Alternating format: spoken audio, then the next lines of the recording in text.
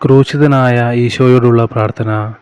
നല്ലവനും പ്രിയമുള്ളവനുമായ ഈശോയെ, അങ്ങയുടെ തിരുമുമ്പിൽ മുട്ടിന്മേൽ നിന്നുകൊണ്ട് എൻ്റെ ഹൃദയത്തിൽ അഗാധവും സജീവമായ വിശ്വാസം, ശരണം, ഉപവി എന്നീ ദൈവിക ദാനങ്ങൾ ആലേഖനം ചെയ്യണമെന്നും എൻ്റെ പാപങ്ങളെക്കുറിച്ചുള്ള പൂർണ്ണ മനസ്താപവും ജീവിത നവീകരണത്തിനുള്ള ഉറച്ച തീരുമാനവും എനിക്ക് നൽകണമെന്നും അതീവ താൽപ്പര്യത്തോടെ ഞാൻ യാചിക്കുന്നു.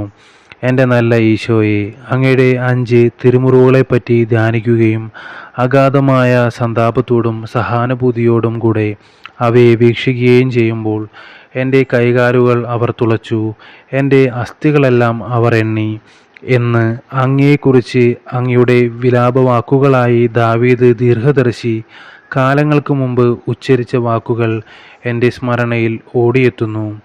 ആമേൻ. സ്വർഗസ്ഥനായ ഞങ്ങളുടെ പിതാവേ, അങ്ങയുടെ നാമം പൂജിതമാകണമേ, അങ്ങയുടെ രാജ്യം വരണമേ, അങ്ങയുടെ തിരുമനസ് സ്വർഗത്തിലെ പോലെ ഭൂമിയിലുമാകണമേ.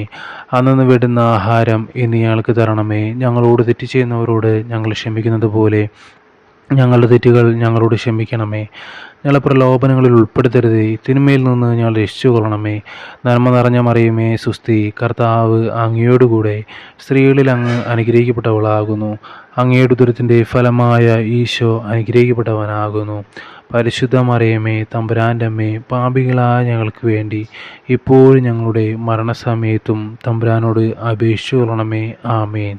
പിതാവിനും പുത്രനും പരിശുദ്ധാത്മാവിന് സ്തുതി, അതിലെ പോലെ ഇപ്പോഴും എപ്പോഴും എന്നേക്കും. ആമേൻ.